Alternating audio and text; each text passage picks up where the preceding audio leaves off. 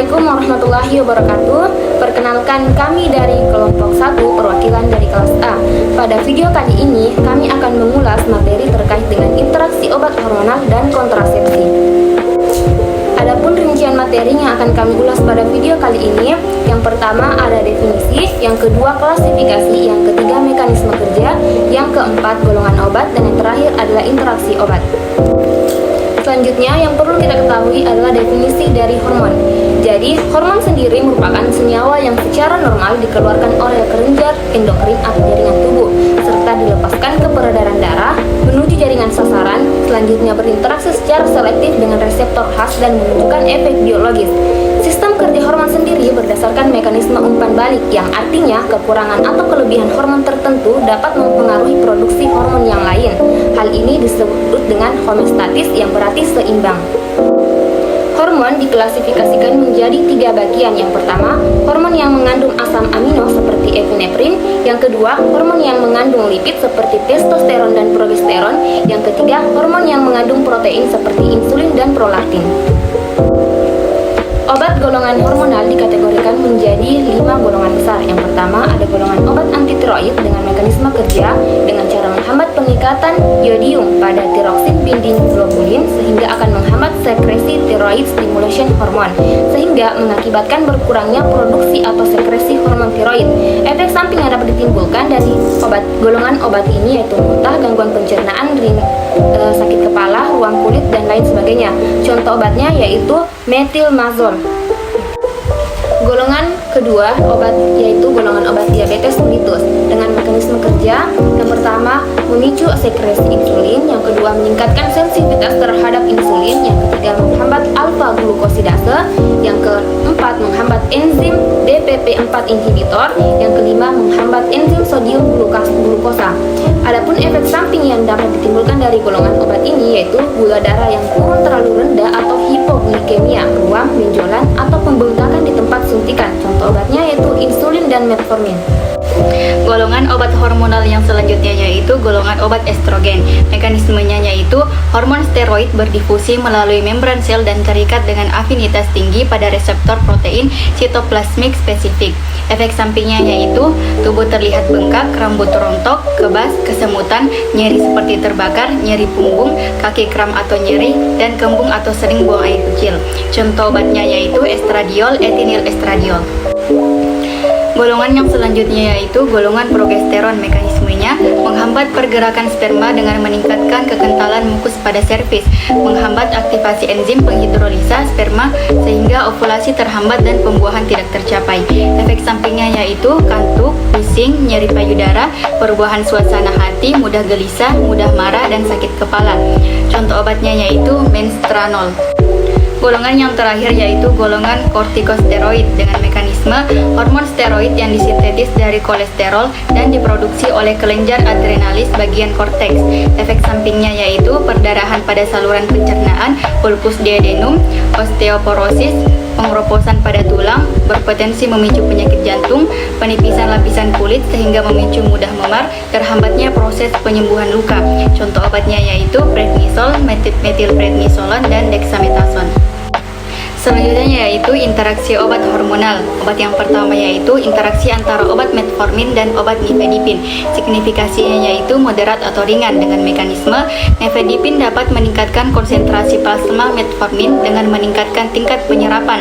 Peningkatan kadar metformin dapat meningkatkan resiko asidosis laktat. Monitoring yang dapat diberikan yaitu jika nifedipin dan metformin harus digunakan bersamaan, dianjurkan titrasi dosis metformin secara hati-hati. Peningkatan kadar metformin dapat meningkatkan resiko asidosis laktat dengan pasien harus disarankan untuk memantau glukosa darah.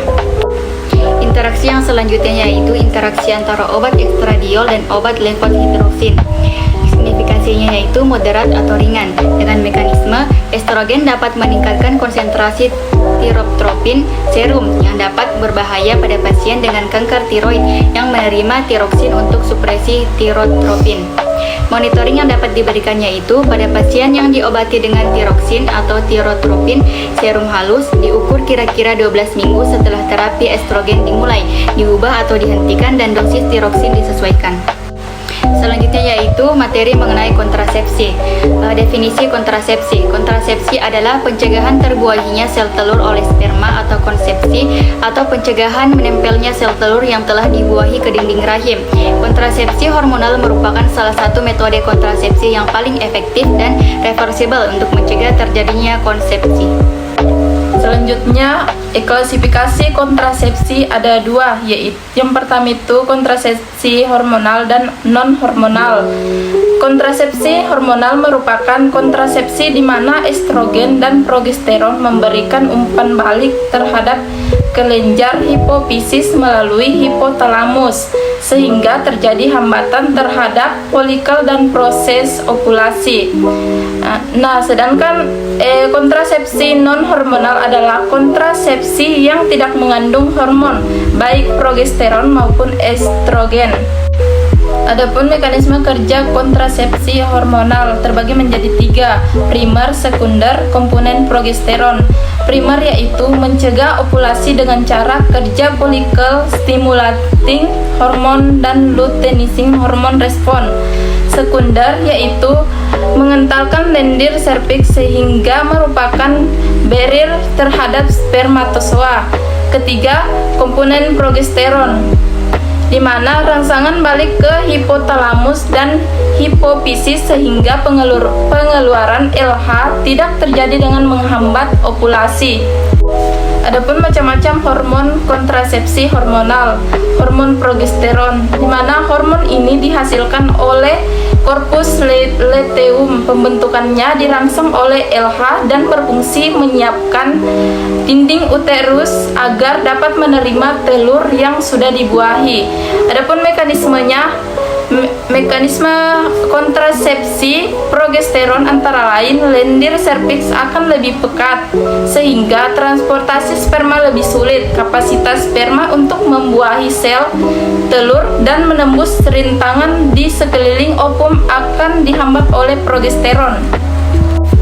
Yang kedua itu hormon estrogen, di mana hormon ini dihasilkan oleh follicles graft. Pembentukan estrogen dirangsang oleh FSH. Fungsi estrogen ialah menimbulkan dan mempertahankan tanda-tanda kelamin sekunder pada wanita. Adapun mekanismenya, estrogen memengaruhi ovulasi, perjalanan ovum, dan implantasi. Ovulasi dihambat melalui pengaruh estrogen terhadap hipotalamus dan selanjutnya menghambat FSH dan LH.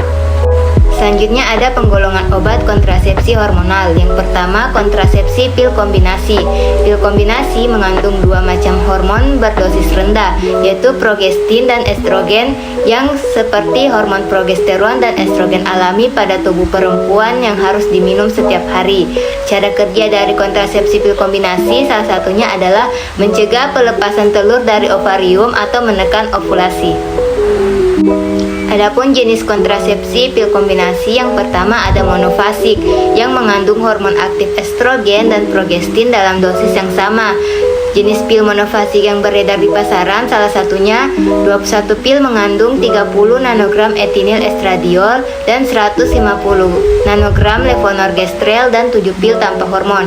Yang kedua ada bifasik yang mengandung hormon aktif estrogen dan progestin dalam dosis yang berbeda. Jenis pil bifasik yang beredar di pasaran contohnya ada 21 pil mengandung 0,02 mg etinil estradiol, 0,15 mg desogestrel, 5 pil mengandung 0,01 mg etinil estradiol, dan 2 pil tanpa hormon. Selanjutnya ada jenis rifasik yang mengandung hormon aktif estrogen dan progestin dalam 3 dosis yang berbeda. Contohnya 7 pil mengandung 0,035 mg etinil estradiol atau 0,5 mg norethindron. Selanjutnya ada jenis quadrifasik yang mengandung hormon aktif estrogen dan progestin dalam 4 dosis yang berbeda. Contohnya ada 2 pil mengandung 3 mg estradiol valerat dan 5 pil mengandung 2 mg estradiol valerat. Efek samping dari pil KB kombinasi ini salah satunya ada mual, pusing, sakit kepala, dan nyeri payudara. Untuk efek samping beratnya ada nyeri dada hebat, batuk, dan kehilangan penglihatan atau kabur. Ada Adapun beberapa sediaan pil KB kombinasi yang beredar di Indonesia, untuk pil KB kombinasi monofasik ada levonorgestrel 150 mikrogram ditambah etinil estradiol 30 mikrogram. Contoh merek dagangnya ada Andalan, pil KB Harmonis, pil KB 1 kombinasi. Untuk pil KB kombinasi trifasik 10 tablet mengandung levonorgestrel 0,125 mg dan etinil estradiol 0,03 mg. 7 tablet tidak mengandung hormon. Contohnya ada Trinordiol 28. Untuk pil KB kombinasi kuadrifasik ada 2 tablet mengandung estradiol valerat 1 mg, 2 tablet putih tidak mengandung zat aktif. Contoh merek dagangnya ada Claira. Golongan selanjutnya ada kontrasepsi pil progestin, pil yang mengandung progestin saja dengan dosis yang sangat rendah. Cara kerjanya salah satunya adalah mengentalkan lendir serviks sehingga menurunkan kemampuan penetrasi sperma. Jenis kontrasepsi pil progestin salah satunya ada kemasan 28 pil berisi linestrenol 0,5 mg. Efek samping dari kontrasepsi pil progestin ini ada perubahan pola haid berupa pendarahan bercak atau pendarahan tidak teratur.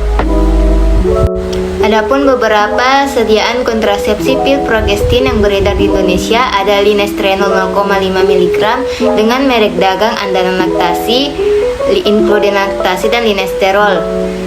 Yang kedua ada levonorgestrel 30 mikrogram, merek dagangnya ada Microlud. Adapun golongan selanjutnya yaitu kontrasepsi suntikan kombinasi. Kontrasepsi suntikan kombinasi mengandung 2 hormon, yaitu progestin dan estrogen. Cara kerja suntikan KB kombinasi, mencegah pelepasan telur dari ovarium. Jenis kontrasepsi suntikan KB kombinasi, suntikan 1 bulan sekali mengandung medroksiprogesteron asetat 50 mg per mili dan estradiol cipionet 10 mg per mili. Efek samping suntikan KB kombinasi, terjadi perubahan pola haid, mual, pusing, sakit kepala, nyeri, payudara ringan. Beberapa sediaan suntikan KB kombinasi yang beredar di Indonesia yaitu medroksiprogesteron asetat 20 mg per mili dan estradiol cipionet 5 mg per mili dengan merek dagang Sikloharmonis dan Siklopropitra. Adapun golongan selanjutnya yaitu kontrasepsi suntikan progestin. Kontrasepsi suntikan yang hanya mengandung progestin. Cara kerja kontrasepsi suntikan progestin mencegah pelepasan telur dari ovarium. Jenis kontrasepsi suntikan progestin adalah DMPA mengandung 150 mg DMPA yang diberikan setiap 3 bulan secara injeksi intramuskular. Efek samping kontrasepsi suntikan progestin. Sering ditemukan gangguan haid seperti siklus haid yang memendek atau memanjang. Efek samping lain meningkatkan berat badan, sakit kepala, dan nyeri payudara.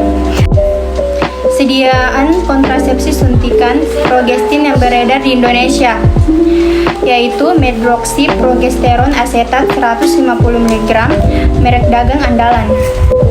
Adapun golongan selanjutnya yaitu kontrasepsi implan. Implan merupakan batang plastik berukuran kecil yang lentur yang melepaskan progestin. Dipasang di bawah jaringan kulit pada lengan atas. Cara kerja kontrasepsi implan: mengentalkan lendir selvis, mengganggu proses pembentukan endometrium, mengurangi transportasi sperma, menekan ovulasi. Jenis kontrasepsi implan. Implan 2 batang terdiri dari 2 batang implan mengandung hormon levonorgestrel 75 mg batang. Efek samping kontrasepsi implan: perubahan pola haid. Efek samping lainnya nyeri kepala, peningkatan atau penurunan berat badan, nyeri payudara. Sediaan kontrasepsi implan yang beredar di Indonesia yaitu levonorgestrel 75 mg dengan merek dagang Sinoplan. Baiklah, selanjutnya golongan obat yang terakhir yaitu kontrasepsi AKDR atau alat kontrasepsi dalam rahim. Obat ini merupakan suatu alat yang berbahan plastik berbentuk T yang secara terus-menerus melepaskan sejumlah kecil hormon progestin setiap hari. Cara kerjanya yaitu endometrium mengalami transformasi yang irregular sehingga mengganggu implantasi. selanjutnya mencegah terjadinya pembuahan dengan memblok bersatunya ovum dan sperma, dan terakhir mengurangi jumlah sperma yang mencapai tuba falopi. Adapun merek dagang AKDR dengan levonorgestrel yang beredar di Indonesia seperti Mirena dengan komposisi levonorgestrel 52 mg. Efek samping yang dapat ditimbulkan dari golongan obat ini yaitu mual muntah, sakit perut, kelelahan, pusing, payudara terasa sakit, serta peredaran darah di luar waktu menstruasi. Adapun contoh interaksi obat dari obat kontrasepsi hormonal, yang pertama ada antara obat levonorgestrel dan rifampicin dengan signifikasi mayor, di mana mekanisme kerja dari kedua obat ini terjadi akibat rifampicin yang terikat dengan CYP450 di hati dan globulin pengikat yang terkait dengan metabolisme dari obat hormonal, sehingga meningkatkan metabolisme dari obat hormonal karena tidak berikatan dengan enzimnya yang menyebabkan penurunan efektivitas. Adapun monitoring atau penata laksanaan yang dapat dilakukan yaitu interaksinya dapat dicegah dengan memberikan jeda waktu pada obat dengan menyesuaikan dosis dan waktu pemberian. Contoh obat yang kedua yaitu interaksi antara obat metroksiprogesteron dengan topiramat, di mana signifikasi dari kedua obat ini yaitu mayor. Penggunaan bersamaan dengan topiramat terutama pada dosis di atas 200 mg per hari dapat menurunkan konsentrasi plasma dan kemanjuran obat dari hormon kontrasepsi. Interaksinya itu dapat dicegah dengan memberikan jeda waktu pada obat dengan menyesuaikan dosis dan waktu pemberian. Obat ini tidak direkomendasikan untuk wanita hamil. Contoh interaksi obat yang ketiga yaitu ada antara obat etonorgestrel dan tramadol, di mana signifikasi dari kedua obat itu modern. Interaksinya terjadi karena penghambat isoenzim CYP450 3A4 dapat meningkatkan konsentrasi plasma tramadol dan metabolit aktif, sehingga risiko efek samping yang terjadi yaitu berupa kejang dan sindrom serotonin yang dapat meningkat. Adapun monitoring yang dapat dilakukan, disarankan untuk jika digunakan tramadol bersamaan dengan obat yang menghambat metabolisme dari CYP450, sebaiknya penyesuaian dosis serta pemantauan klinis yang dapat dilakukan bila obat ditambahkan atau ditarik dari terapi. Baiklah, itulah pemaparan materi yang telah disampaikan oleh kelompok kami. Untuk kekurangan yang ada pada pembuatan video kali ini, baik dari segi pembawaan materi maupun dari kelengkapan materi yang sempat kami sampaikan, kami mohon maaf yang sebesar-besarnya. Akhir kata dari kami, terima kasih telah menonton video dari kami, terima kasih telah memberikan kami kesempatan. Akhir kata dari kami sekian, wassalamualaikum warahmatullahi wabarakatuh.